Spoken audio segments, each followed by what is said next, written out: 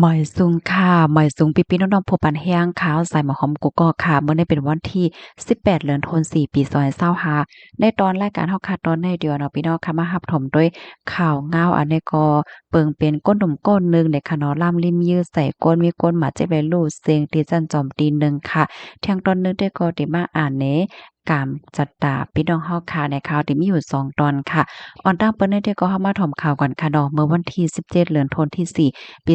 2025ค่ะเนี่ยก็เลยเกิดขึ้นเปิงเป็นตีจั่นจอมฟลอริดาจึงเมืองอเมริกาเนี่ยเอาเนี่ยก็มีผู้ใจคนหนึ่งอายุไล20ปีค่ะไหลลำริมยือดินนั้นค่ะเฮ็ดให้มีคนรู้เส้นสายใจ2ก้อนและหมาเจ็บ6ก้อนเนี่ยเอาเจ้าหน้าที่เขาเนี่ยก็กุมโตมันจ่ายไว้ไลเนี่ยค่ะ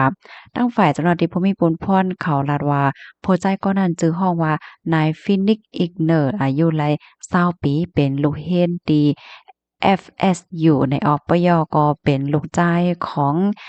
แก้มโหนาเจ้าหน้าที่ปลิกเนาะอันมีไว้อยู่ดีเว้งลีออนน่ะค่ะเจ้าหน้าที่เขาลาดว่ากองที่อันมันจ่ายเอามายื่นเนี่ยค่ะอันนี้ก็เป็นกองของก็เป็นแม่ค่ะเนาะแม่เนี่ยก็ย่ำเป็นเจ้าหน้าที่อันปลิกค่ะเนาะอันรับหน้าที่ปนพ่อนขับการขนม้าข้าวตั้งหึง18ปีว่าเนี่ยค่ะอ้อม เมื่อเป็นนั่นค่ะซ้ำเป็นข้าวที่เปิ้นลือกลางวันค่ะเนาะอันเฮ็ดให้ลูกเฮ็ดว่าก้นหิมหอมก้นหวานก้นเมื่อจังได๋ก่ออ่อนกันคัดใจเอาตัวรอดทั้งไผมันมันก็กอดซ้อนไว้อยู่ที่ในลิฟต์ฟ้ามันก็ก่อยอยู่ดีอันว่นว่าลอดเพว่าสองว่าเจ้านายเฮ็ดให้ค่ะอ้อมตั้งฝ่ายจั้นจอมในก็เลยออกมาเปิ้นเผาค่ะเนาะเกิดการเฮ็ดการสอนในวันนั้นกำเหลียวปยก็ยกเลิกลองต้องหนึ่ง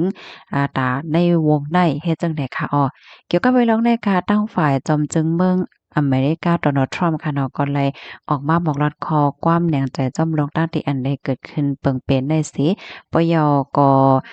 แต่เลยว่าจังเหือได้มีลองเหมือนว่าเม็ดทัดทองต้วยขึ้นก้นที่อันมีส่วนดะได้ยิบกองว่าสังว่าจังได๋เนี่ยค่ะอ้อมันจังดังว่าที่เมืองอเมริกาเนี่ยก็มันได้มีมใจหาก้นจังหือมีส่วนจังยิบกองไหลซื้อกองไหลแหละจังได๋เนี่ยค่ะอันนี้ก็เขาก็ได้มี เดมาอบโอ้กันแฮวก็ให้มีลองทัดท้องเกี่ยวเลยลองการยิบกองและจะได้เอาหนังเฮอเตอำจังเป็นเพศดอนดาก้นตั้งนำนั่นว่าหนังไหนค่ะ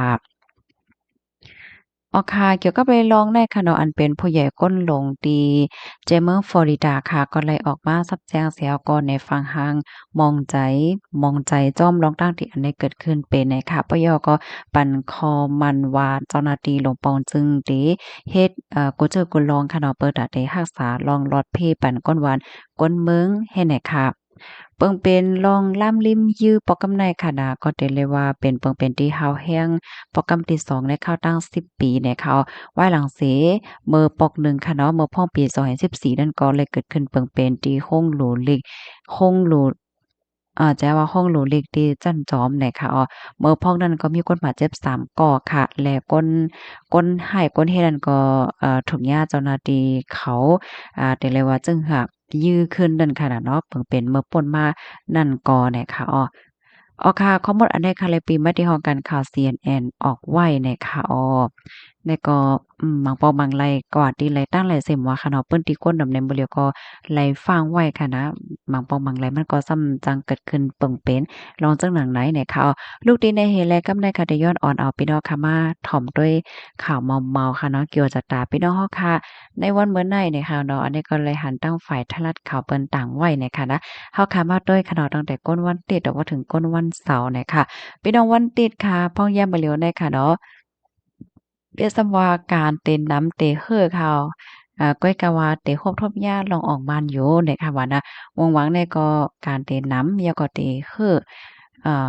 แจ้วอะเตคือเตมอยเนี่ยเนาะก้อยน่ะว่าเตออกมานอยู่เนี่ยค่ะกำในเฮาค่ะมาด้วยพี่น้องก้นเกิดวันจันทร์ค่ะเนาะพี่น้องวันจันทร์เฮาค่ะป้องย่ามบ่เหลียวในค่ะก็ได้เรียกว่าการนำแท้ๆเนี่ยค่ะว่าเนาะ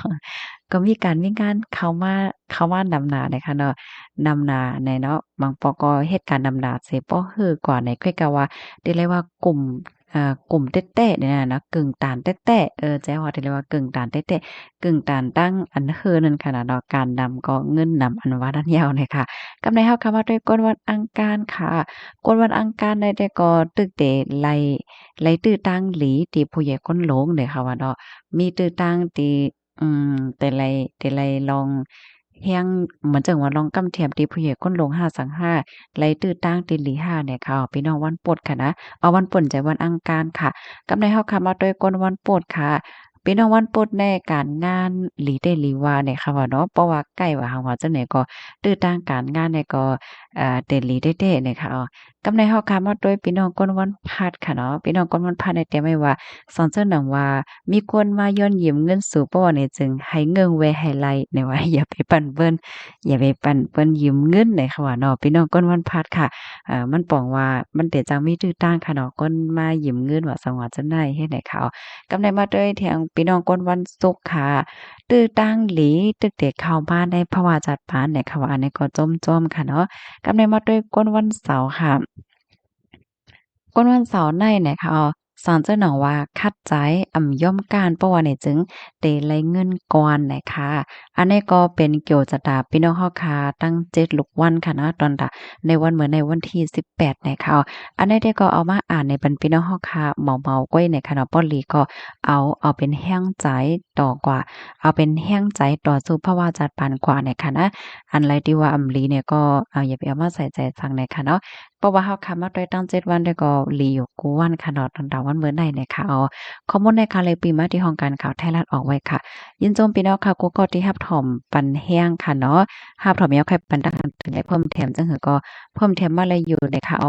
มื้อนี้ก็ย้อนน้อมอีกหนึ่งค่ะเนาะข่าวค่ะเนี่ยก็มาตกเลื่อนอีกหนึ่งนะคะนะย้อนให้อยู่หลีกินหวานในประเภทกันค่ะกำในกำก่อนค่ะเนาะค่ะแต่ย้อนอ่อนพี่น้องค่ะมาด้วยขันค่ำอีกหนึ่งมื้อไกลในค่ะและหันขันค่ำในเป็นกว่า 53,000ในว่าแน่จอมันใจเต้50,000เหลียวซ้ำเป็นกาหือในค่ะเนาะอันนั้นเป็นอัปเดตตอนเหลียวกำเดียวนะย้อนว่าค่าเสียงแล้วก็ต่างกำเหลียวเฮ็ดให้เขา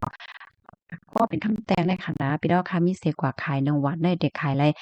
52,000เฮง2ปาก50ค่ะเพราะว่าเฮาข่าวกว่าซื้อซ้ำ52,000เฮง3ปาก50เนาะเพราะว่าเป็นคำหางเคิงเพราะว่าเฮาค่ะมีเฮียกว่าขาย1วันได้เด็กขายเลยอยู่